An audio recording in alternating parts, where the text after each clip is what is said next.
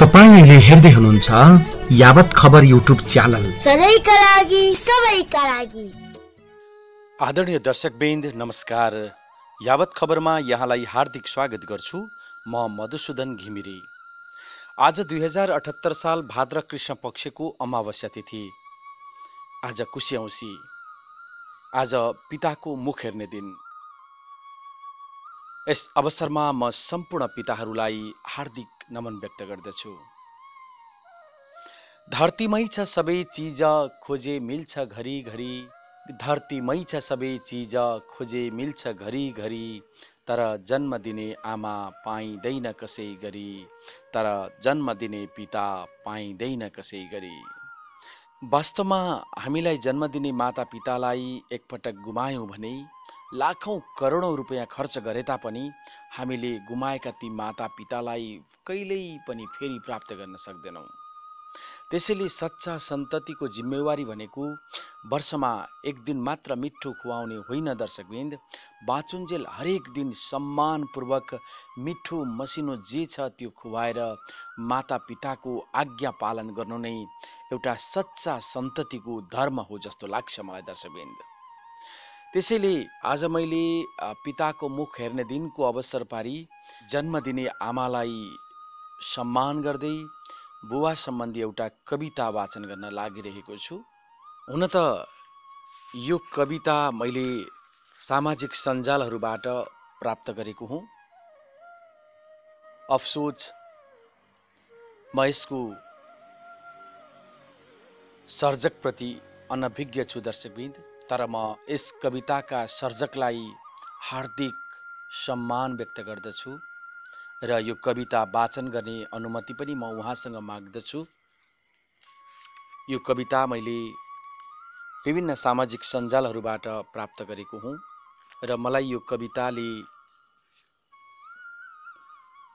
अत्यन्त मन छोयो र आज मैले बुवाको मुख हेर्ने दिनको अवसर पारी यो कविता यहाँहरूमाझ प्रस्तुत गरेको हुँ। यो कविता यहाँलाई कस्तो लाग्छ कृपया प्रतिक्रिया व्यक्त गर्न नबिर्सनुहोला र यावत खबरलाई यहाँहरूले यदि सब्स्क्राइब गर्नु भएको छैन भने सब्स्क्राइब गरी हामीसँग जोडिनुहोला।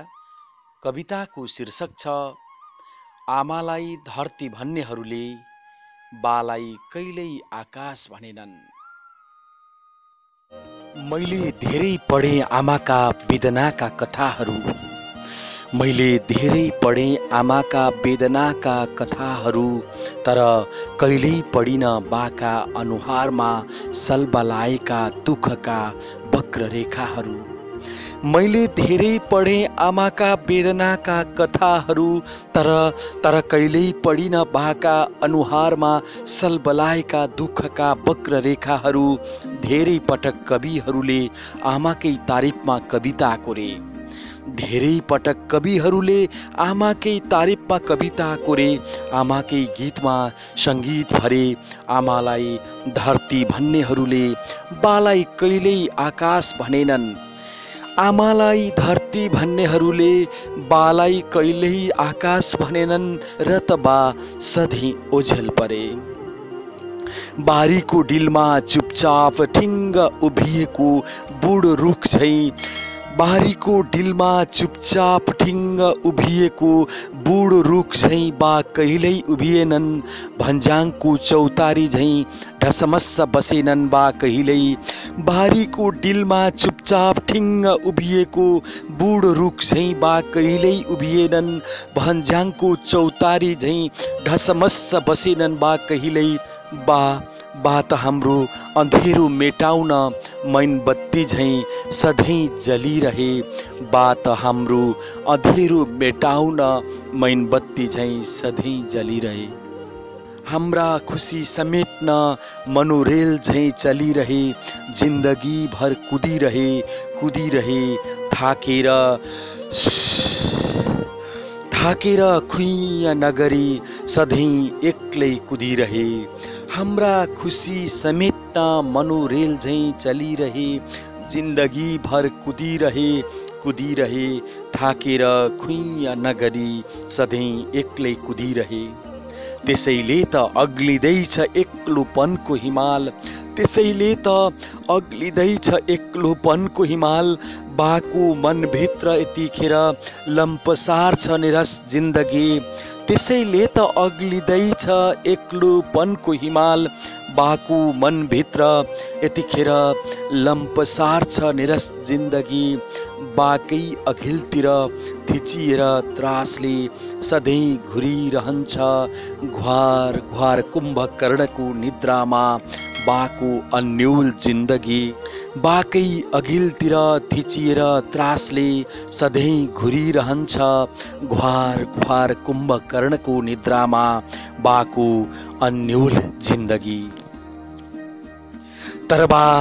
तरवा कर्कलाको पातमा टलपलाएको पानी झैँ आँसु टिलपिलाएका आँखामा निद्रा हराएपछि खुसीहरूको शिला खोज्दैछन् परेलीको डिलहरूमा। तरवा कर्कलाको पातमा टलपलाएको पानी झैँ आँसु टिलपिलाएका आँखामा निद्रा हराएपछि खुसीहरूको शिला खोज्दैछन् परेलीका डिलहरूमा। बोल्दा बोल्दै भासिन्छ बाको स्वर, बोल्दा बोल्दै भासिन्छ बाको स्वर। बोली बन्द हुन्छ एकाएक थाहा पाउँछु म गला अवरुद्ध भएको। बोल्दा बोल्दै भासिन्छ बाको स्वर, बोली बन्द हुन्छ एकाएक थाहा पाउँछु म गला अवरुद्ध भएको। र पनि दबाएर सबै पीडा मुस्कुराएको अभिनय गर्छन् बा। बोल्दा बोल्दै भासिन्छ बाको स्वर, बोली बन्द हुन्छ एकाएक थाहा पाउँछु म गला अवरुद्ध भएको। र पनि दबाएर सबै पीडा मुस्कुराएको अभिनय गर्छन् बा। म चिन्छु त्यो मुस्कान, त्यो नक्कली मुस्कान। म चिन्छु त्यो मुस्कान, त्यो नक्कली मुस्कान जो बाको होइन, हुँदै होइन। म चिन्छु त्यो मुस्कान, त्यो नक्कली मुस्कान जो बाको होइन। फुङ्ग रङ उडेको उदासी फुलहरू फुलेका छन् बाका मुहार भरी चाउरिएर। फुङ्ग रङ उडेको उदासी फुलहरू फुलेका छन् बाका मुहार भरी चाउरिएर।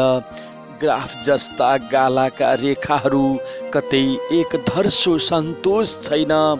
कपाल झरेर खुइलिएका बाको तालुमा जिम्मेवारीको चर्को घामले उदाएदेखि।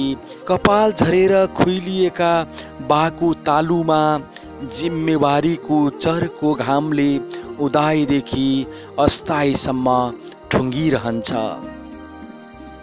भित्री मनमा कता कता विगत र आगतको उही चिन्ताको पहाड उभिएको छ। भित्री मनमा कता कता विगत र आगतको उही चिन्ताको पहाड उभिएको छ। र बा त्यही पहाडमा उभिएर संसार जितेको नाटक गर्छन्। भित्री मनमा कता कता विगत र आगतको उही चिन्ताको पहाड उभिएको छ।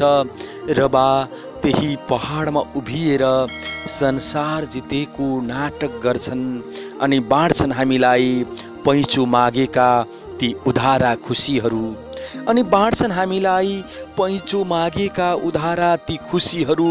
तर यथार्थमा बा हारिरहन्छन् पल पल मेरो लागि, तिम्रो लागि अनि हाम्रो लागि।